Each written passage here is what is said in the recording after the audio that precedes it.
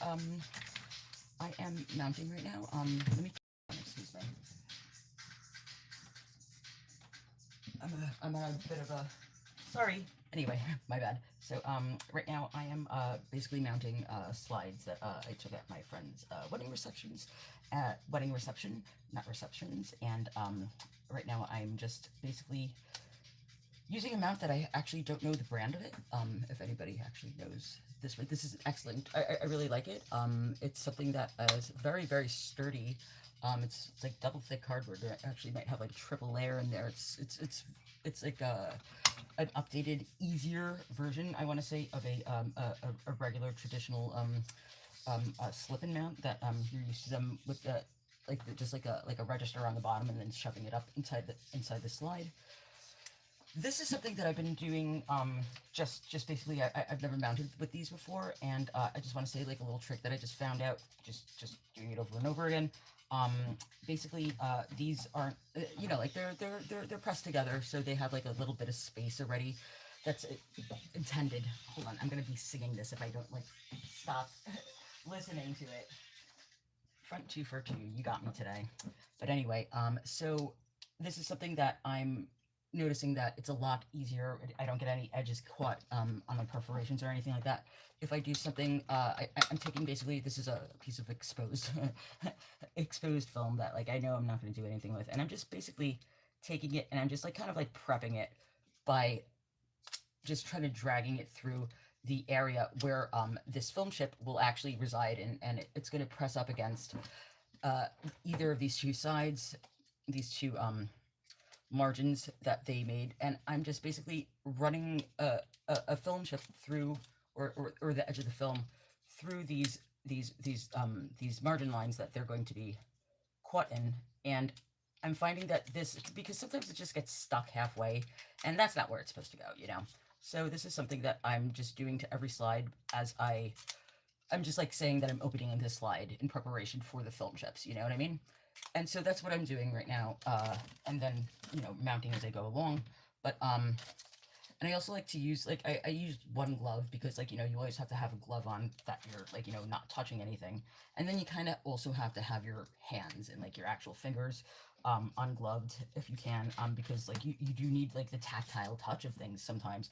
And so I've been finding that having a, having a random exposed piece of film in my hand as I mount is something that is very handy because I could flip things over. I don't need like two hands. Like, if I don't grab something with my glove, I'll be able to still pick it up by having the edge of the film chip and just like kind of like going like this, you know what I mean?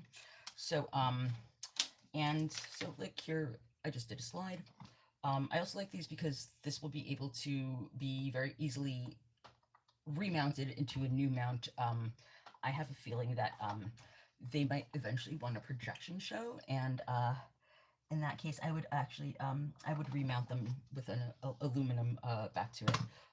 When you do start storing away your, like, you get a significant amount. I always take like a piece of microfiber or acid-free paper just to like line whatever I'm going to put it in, and then I eventually will pack it up with a viewer and nice red button or something like that for them. I have no idea what I have in the house, but like, if I think I have an extra red button, and if I don't, then they're getting mine.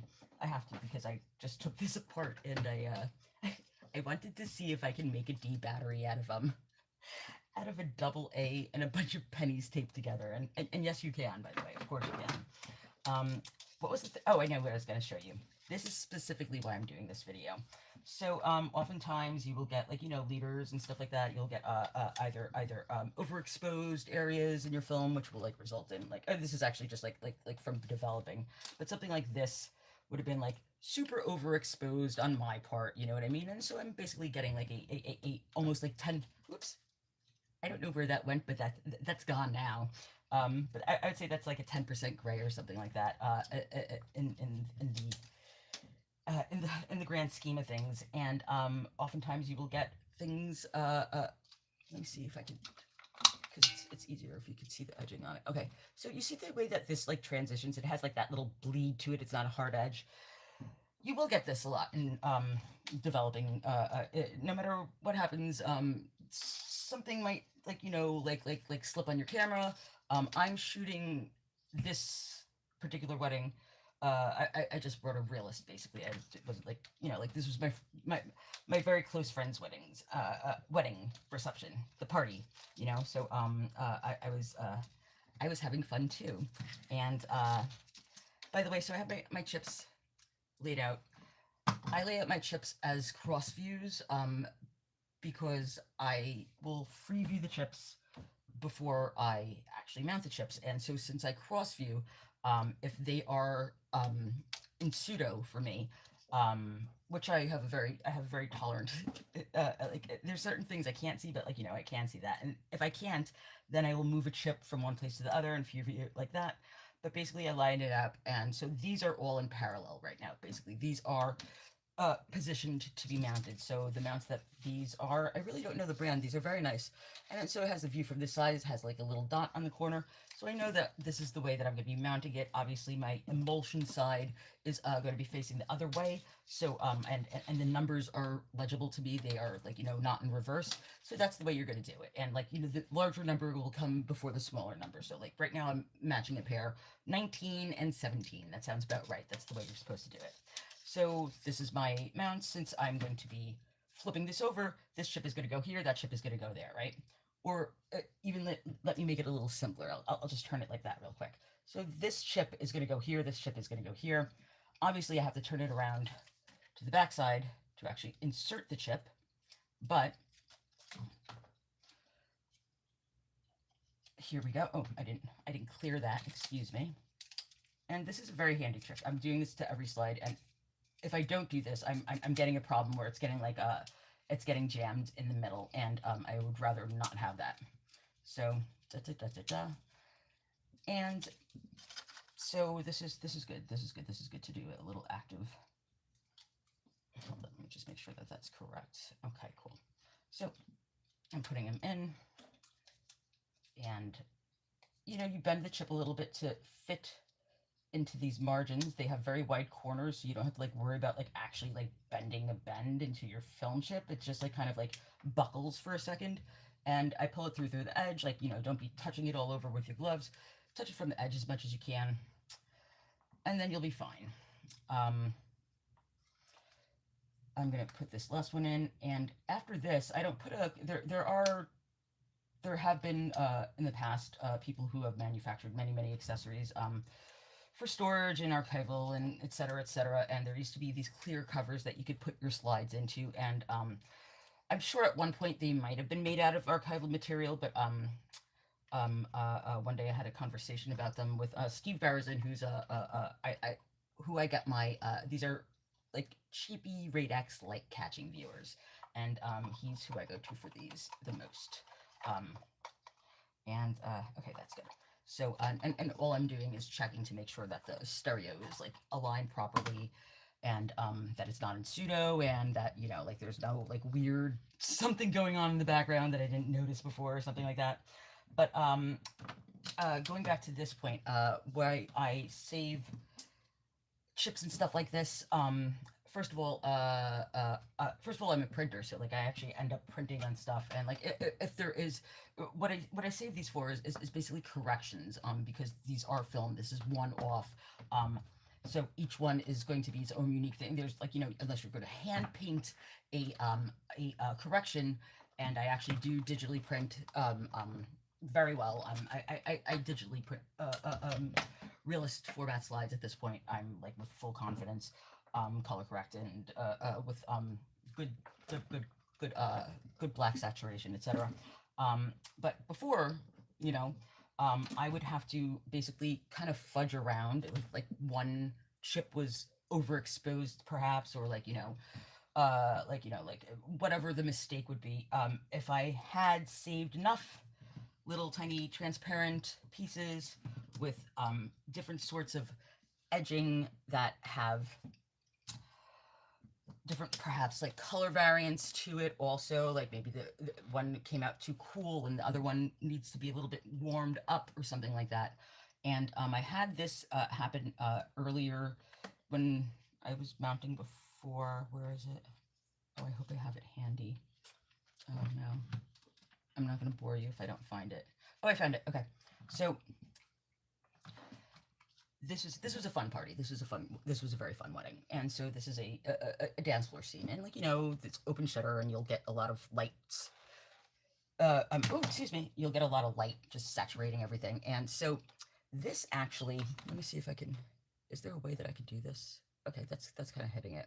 So this I'm going to just show you really quickly. Um, mm, Perfect. I'm just going to use a piece of this film chip right here. So this, this is not that illuminated that greatly, but this is like, basically I went in with two separate chips, something like, you know, an edge like this, and because it was very, very overexposed on that end, and this end, I know I'm turning it upside down, but it's very saturated. It's got a lot of cool colors. It's got a lot of cool greens, cool purples, indigos, violets, stuff like that.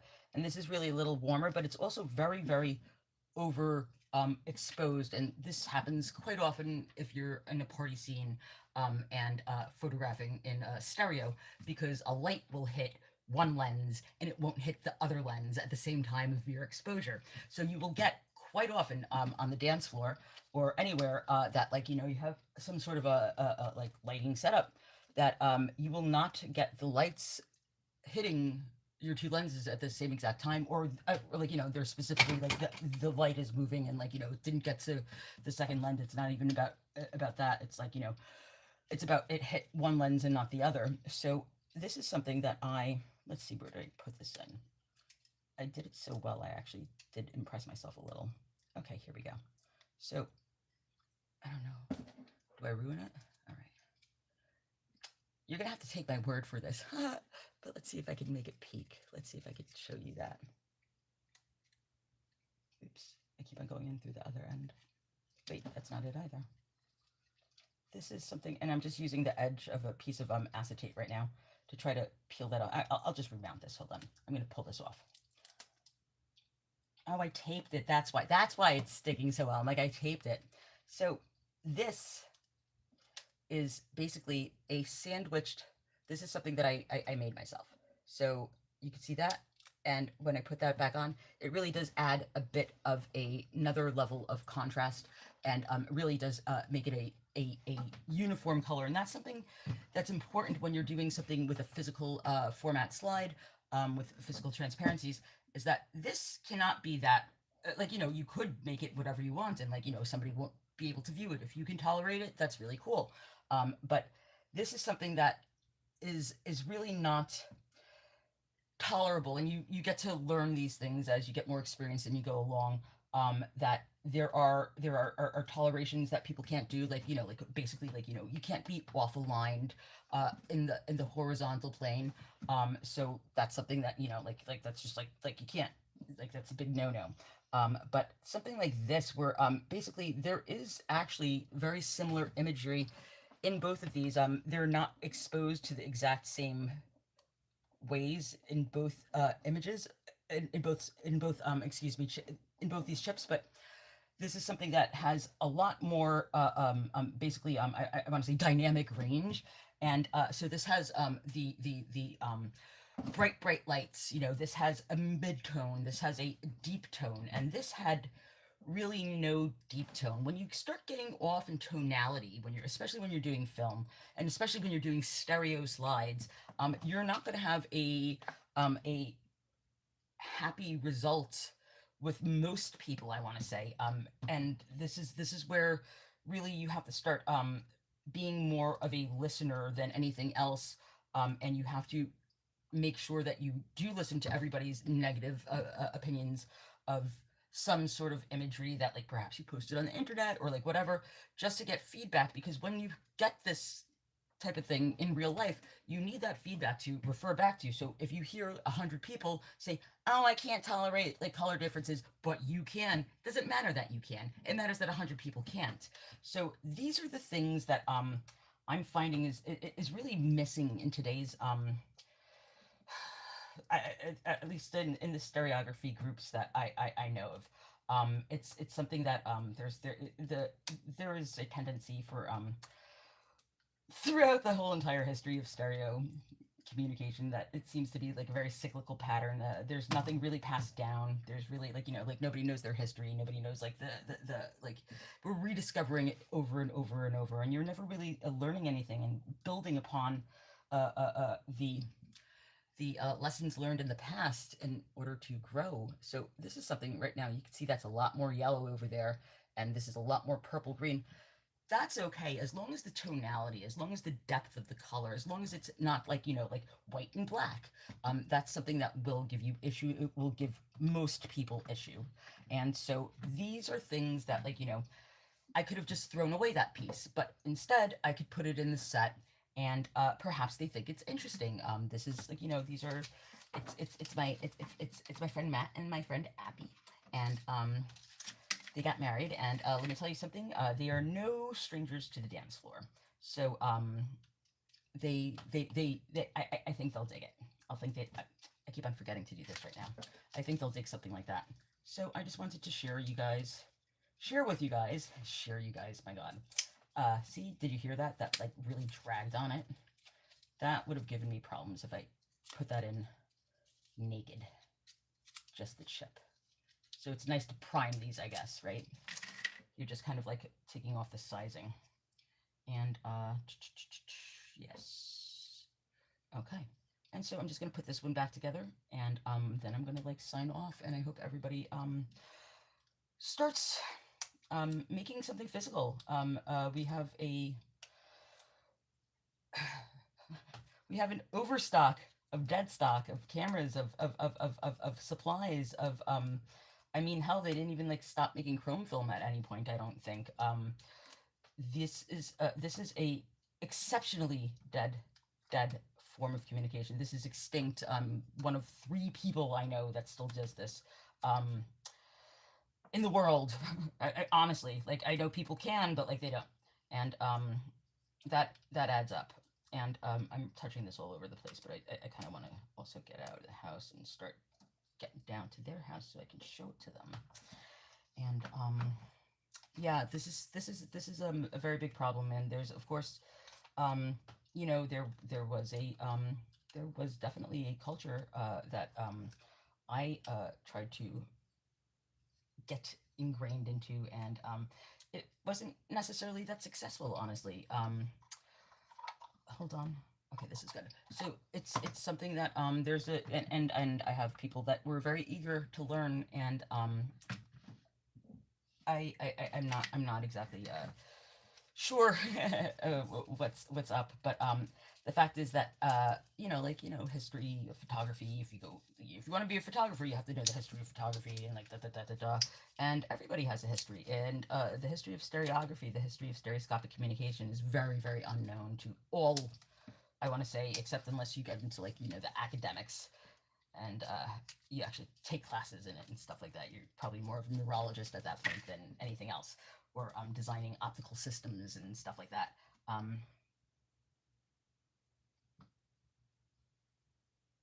Oh, this is a double exposure. It could go either way. Dun, dun, dun. But please do make sure that you it's a lot nicer to continue something if you're standing on the shoulders of the ones who came before you. You can reach a lot higher and go many other places and see a lot of different things. And I feel that somehow there's a sense of loss of that, and there's or it having never even been. But it's something that everybody should try to do. If you have somebody that is in your area, there's a stereo club. I mean, like, I'm not going to not recommend going to a stereo club. It's still the best place that you can absolutely find information on any of the cameras. If you're into analog cameras, boy, do we have a bunch. And if you're into the stereography, can take so many different ways, shapes, and forms. It can basically borrow from any type of media on Earth, and methods of presentation, and means and methods of creating and displaying. Oh, this one's weird. Oh my goodness. I'm gonna be so excited to deliver these. But let me go for a second, because that's it. And I'm just gonna make sure that these stay safe. I'm gonna get this up. Oops. Yeah, right? Things are like, oh my god. Yeah, exactly. But talk to you guys later. And please have a good weekend. And I'll see you guys soon. Bye.